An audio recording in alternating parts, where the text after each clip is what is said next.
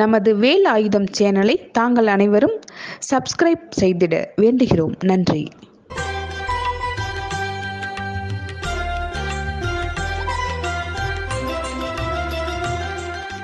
அன்பார்ந்த நேயர்களுக்கு வணக்கம். நான் உங்கள் மதுசூதனன் கலைச்செல்வன். தினமொரு கதை நிகழ்ச்சியில் இன்று உங்களை சந்திப்பதில் மகிழ்ச்சி கொள்கிறேன். உலக நாடுகளிலெல்லாம் இந்திய தேசம் 2000 ஆண்டுகளுக்கும் மேம்பட்டு ஆவணப்படுத்தப்பட்ட வரலாற்று போக்கிலே பல மைல்கற்களை கடந்து வந்திருக்கிறது. வேத பாரம்பரியம் என்பதை சற்றேறக்குறைய 5000 ஆண்டுகளுக்கு முன்பாக இருந்து வந்ததை பேசி வருவதும், அந்த வேத பாரம்பரியத்திலே வரக்கூடிய ஞான சாத்திர நூல்களாக விளங்கக்கூடிய வேத உபனிஷத்துகளும் அவற்றை தழுவி எழுந்த இதிகாச புராணங்களும் இன்று வரையில் உலக அளவிலே அறிஞர்களை திரும்பி பார்க்க வைத்தும், இந்தியாவினுடைய தத்துவ முதிர்ச்சி, இந்திய ஆச்சாரியர்களுடைய தத்துவ முதிர்ச்சி எத்தகையதாக இருந்ததென்பதை எண்ணி இன்று வரையிலும் அவர்கள் வியப்படையும் வைத்திருக்கிறது.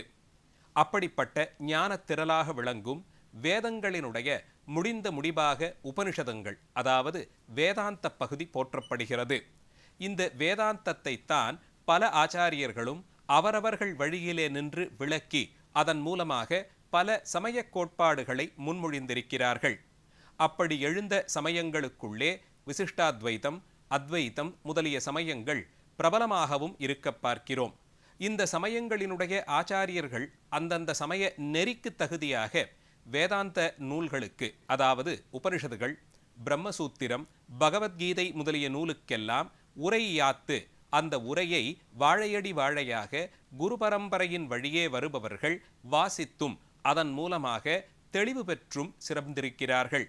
இந்த தொடர்ச்சியாக வரக்கூடிய பாரம்பரியத்திலே 20ஆம் நூற்றாண்டில் மிக முக்கியமான இடத்தில் வைத்து பார்க்கப்படுபவர் சுவாமி தயானந்த சரஸ்வதி அவர்கள்.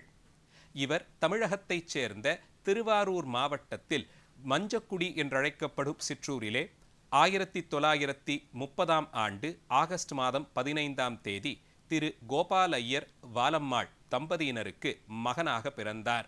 நடராஜன் என்று நாமதேயம் சூட்டப்பட்டிருந்த இவருக்கு சிறுவயது முதல் கல்வி கேள்விகளில் நாட்டம் இருந்ததை பார்க்க முடிந்தது. ஆயினும் 8 வயது நிரம்பியிருந்த போதே அவருடைய தந்தையை இழந்துவிட்டார். சிறுவயதிலே குடும்ப பாரத்தை சுமப்பது இவருக்கு பொறுப்பாய் போனது.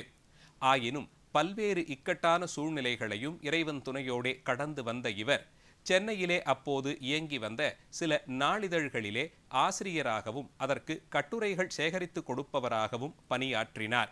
அதிலே சென்னையிலிருந்து நடத்தப்பட்ட திரு தி.கே. ஜெகநாதாச்சாரியரை ஆசிரியராக கொண்டு வெளிப்பண்ட தார்மீக இந்து என்ற நாளிதழிலே பணியாற்றி வந்தார். ஆயினும் அதிலே பெறக்கூடிய சம்பளம் போதுமானதாக இல்லாமல் இருந்ததாலே விமானப்படையிலே ஆளெடுப்பதை பற்றி அறிந்து கொண்டு அதற்கு விண்ணப்பித்தார். அந்த விமானப்படை பணியிலே இவர் நேரடியாக பணியாற்ற முடியாதபடிக்கு இவருடைய உடல் எடை குறைவாக இருந்ததாலே தரைதளத்திலிருந்து இயக்கும் பணிக்கு உதவியாளராக நியமிக்கப்பட்டார். ஆனால் இவருடைய ஆர்வமெல்லாம் விமான ஓட்டுநராக வளர வேண்டும் என்பதுதான். ஆயினும் தரைதளத்திலிருந்து இயக்கக்கூடிய அலுவலகத்திலே பணியாற்றி வந்த இவருக்கே உரித்தான சில செயல்களிலே ஈடுபடுவதற்கு தடை இருந்தது போலே தோன்றியது. அதை பற்றி பின்னாளில் பேசும் இவர், என்னுடைய மனதை நான் யாரும் கட்டுப்படுத்தும் அளவிற்கு விட்டுவிட மாட்டேன். என் மனமானது என் போக்கில்தான் இருக்க வேண்டும். அதை நான் மட்டுமே கட்டுப்படுத்த முடியும். ஒருவேளை இந்த எண்ணம் தீர்க்கமாக இருந்ததால் தான் நான் சந்நியாசியாக உயர்ந்தேன் போலும் என்று கூறிக்கொள்ளுகிறார். இவருடைய தந்தையாரின் சிரார்த்தம், அதாவது ஆண்டுதோறும் நடக்கக்கூடிய நினைவை போற்றக்கூடிய மூதாதையர் வழிபாட்டிற்கான நாள் வந்தபோது அதற்கு விடுமுறை தர முடியாது என்று அலுவலகத்திலே மறுக்கப்பட்டது. இதனால் இந்த பணி நமக்கு தேவையில்லை என்று கருதி அதை விட்டு விலகி மீண்டும் தார்மீக இந்து பத்திரிகையிலேயே சேர்ந்தார். தி லென்ஸ் முதலிய பத்திரிகைகளிலும் சில காலங்கள் பணியாற்றினார். இவர் வாழ்க்கையிலே திருப்பு முனையாக இருந்தது இவருக்கு 1950களிலே சுவாமி சின்மயானந்தாவோடு ஏற்பட்ட தொடர்புதான்.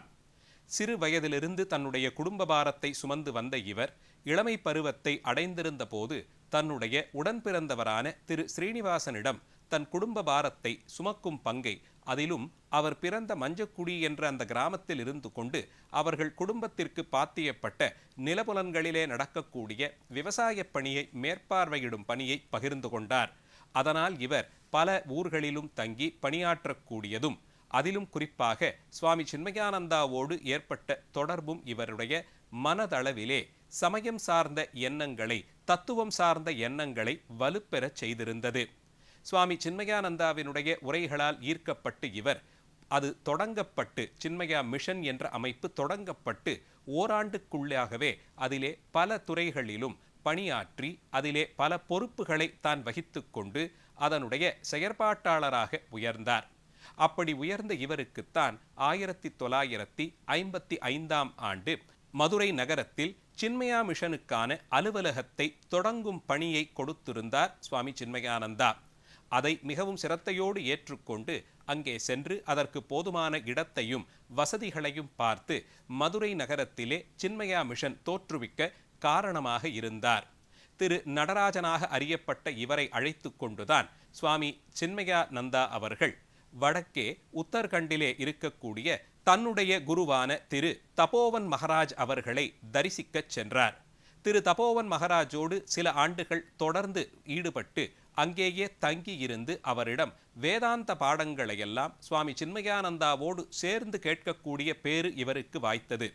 இவருடைய ஈடுபாடு, ஒரு பாடத்தை கற்றவுடன் அதை மனதிலே நிறுத்தி கொள்ளக்கூடிய திறமை, தான் படித்தவற்றை அடுத்த நாளே பிறருக்கு போதிக்கக்கூடிய துல்லியமான ஞானம் முதலியவற்றை பார்த்த திரு தபோவன் மகாராஜ் அவர்கள் இவரை தன்னுடனேயே உத்தரகாண்டிலேயே அந்த புனித தலத்திலேயே தங்கிவிடும்படியாக பணித்தார். ஆயினும் திரு நடராஜன் அந்த வரவேற்பை அந்த நொடிப்பொழுதிற்கு மறுத்தார். எனக்கு இன்னும் ஊரிலே என் குடும்பம் சார்ந்த சில பாரங்களெல்லாம் இருக்கின்றன, அந்த கடமைகளை எல்லாம் முடித்து கொண்டு சரியாக 1 வருடத்தில் நான் மீண்டும் வருகிறேன் என்று வாக்குறுதி வழங்கினார். அந்த வாக்குறுதியின்படியே மீண்டும் ஊருக்கு வந்து இங்கே செய்ய வேண்டிய சில ஏற்பாடுகளை எல்லாம் செய்து முடித்துவிட்டு சுவாமி சின்மயானந்தாவினுடைய அனுமதியையும் பெற்றுக்கொண்டு தபோவன் மகாராஜிடம் சென்று சேர்ந்தார். அவரிடம் இருந்த காலம்தான் இவருக்குள்ளே ஏற்பட்ட பல்வேறு மாற்றங்களுக்கு விதையிடப்பட்ட காலம். சுவாமி சின்மயானந்தாவினுடைய சீடராகவே அறியப்பட்டாலும் அவருடைய குருவான தபோவன் மகாராஜிடம் இவர் பல துறைகளிலும் இருந்த கேள்விக்கு விடையை கண்டார். இவருடைய வாக்காகவே அதை அறிய வேண்டுமென்றால் இவருடைய மேற்கோள், நான் முதலில் வேதாந்த சமயத்தை தன்னிடையே அது ஒரு நிறுவனம் என்று அறிந்து கொண்டேன், ஆனால் எல்லா கேள்விகளுக்கும் விடையாக இருப்பதே அந்த சமயம்தான் என்பதை இப்போதுதான் உணர்ந்தேன் என்று கூறினார். அதன்படியே இவர் பகவத்கீதை, பிரம்மசூத்திரம், உபனிஷதுகள் முதலிய ஞான நூல்களுக்கான உரைகளை ஆதிசங்கரன் உரைத்த அந்த உரையின் மரபிலே தபோவன் மகாராஜ் அவரிடமிருந்து கேட்டு தேர்ந்தார். அவரிடம் கேட்கப்பட்ட விஷயங்களெல்லாம் இவர் மனதினுள்ளே அதுகாரும் தேங்கியிருந்த கேள்விகளுக்கு விடையாக அமைந்தன. இவர் மனதில் எழும் கேள்விகளுக்கெல்லாம் இயல்பாகவே இவருடைய உரையிலிருந்து, தபோவன் மகாராஜ் அவர்களுடைய உரையிலிருந்து விடைகள் வருவதைக் கண்டு ஆச்சரியம் அடைந்தார். ஒரு குருவிற்கும் சீடனுக்குமான தொடர்பு இத்தகையதுதான் போலும் என்று கருதினார். வாயை திறந்து இவர் கேள்விகளை முன்வைக்காத போதே மனதில் எழுந்த கேள்விகளுக்கு விடையை உரையாக எதிரே இருந்து ஆசிரியர் வழங்கக்கூடிய சிறப்பை எண்ணி எண்ணி வியந்தார். ரிஷிகேஷ் நகரத்திலே பல ஆண்டுகள் தொடர்ந்து தங்கும்படியான ஒரு சூழ்நிலை இவருக்கு வாய்த்தது. அதற்காக வேண்டி அங்கே தினமும் கங்கையிலே நீராடுவதும் ஆலயங்களை தரிசிப்பதும் தன் குருநாதரோடு கலந்திருந்து அவருடைய உரைகளை கேட்பதும் இவருக்கு பெரும் பேராக வாய்த்தது. மீண்டும் தமிழகம் வந்து சேர்ந்த இவரோடு சேர்ந்து சின்மயானந்தா அவர்கள் பெங்களூர் நகரத்திலே தியாகி என்ற பெயரில் சின்மயா மிஷனுடைய பத்திரிகையாக நடந்து வந்த அந்த பத்திரிகை அலுவலகத்தை பெங்களூர் நகரத்திற்கு மாற்றியமைத்தார். அப்போது திரு நடராஜன் அவர்களும் பெங்களூர் நகரத்திற்கு செல்லும்படியான ஒரு வாய்ப்பு கிடைத்தது. அங்கே சில காலம் தங்கியிருந்த போது அருகில் இருந்த ஒரு வடமொழி பயிற்றுவிக்கக்கூடிய கல்லூரியிலே சம்ஸ்கிருத பாடங்களை கற்றுத் தேர்ந்தார். அதைத் தொடர்ந்து இவர் குடியாலா என்ற நகரில் வசித்து வந்த ஆச்சாரியரிடம் சென்று தன்னுடைய வேதாந்த விஷயங்களுக்கெல்லாம் விடைகளை கேட்டறிந்தார். இவர் மனம் நிறைய பக்குவம் கூடியிருந்ததை அறிந்து கொண்ட திரு சின்மயானந்தா அவர்கள் 1960களிலே இவருக்கு சந்நியாச தீட்சை வழங்குவதற்கு எண்ணம் கொண்டார்.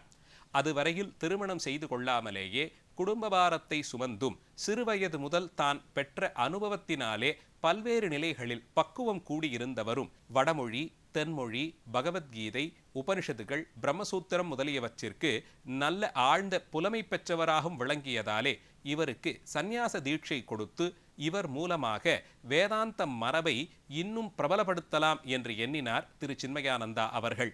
அதனால் இவருக்கு தகுதியான முறையிலே வழக்கங்களை பின்பற்றி சந்நியாச தீட்சை வழங்கி தயானந்த சரஸ்வதி என்று தீட்சா நாமமும் சாற்றி வைத்தார். தயானந்த சரஸ்வதியாக உயர்ந்த திரு நடராஜன் அவர்கள் அவரை பின்தொடர்ந்து பல மாணவர்களும் வரப்பெற்றார்கள். பல ஆண்டுகள் தொடர்ந்து பயிற்சிகள் வழங்கி ஒரு 3 ஆண்டு பாடத்திட்டத்தை வரையறை செய்தார். அதை பல இடங்களிலும் 3 ஆண்டுகளாக தொடர்ந்து உரைகளாக வழங்கி அதன் மூலமாக கேட்கும் மாணவர்கள் நல்ல நிலையிலே வேதாந்த பயிற்சி பெறுவதற்கான ஏற்பாடுகளை செய்தார். இந்தியாவிலே பல நகரங்களுக்கும் சென்று இவர் ஆற்றிய சொற்பொழிவுகள் சிறுக சிறுக பிரபலமடைந்து போக அமெரிக்கா நாட்டிற்கு இவர் அழைக்கப்பட்டார். அங்கே பிரபலமாக இருந்த பல்கலைக்கழகங்களில் உரையாற்றியதோடு தங்கியிருந்து தொடர் உரைகளாக 3 ஆண்டுகள் தொடர் உரைகளை அங்கேயும் வழங்கினார். இதன் மூலமாக அமெரிக்கா நாட்டைச் சேர்ந்த தத்துவியல் அறிஞர்களும் சமய வகுப்புகளை கல்லூரிகளிலே எடுக்கக்கூடிய பேராசிரியர்களும் இவருடைய உரைகளை கேட்டு வேதாந்த சமயத்தை விரும்பி ஏற்றுக்கொண்டு தீட்சையும் பெற்று இன்று வரையிலும் வேதாந்த மதத்தை அவர்களும் அவர்களுடைய சந்ததியினரும் பின்பற்றும்படியான ஒரு சூழ்நிலை ஏற்பட்டது. பல நிலைகளிலே இவருடைய உரைகளால் திருத்தப்பட்டவர்கள் அநேகம் பேர்கள் உண்டு.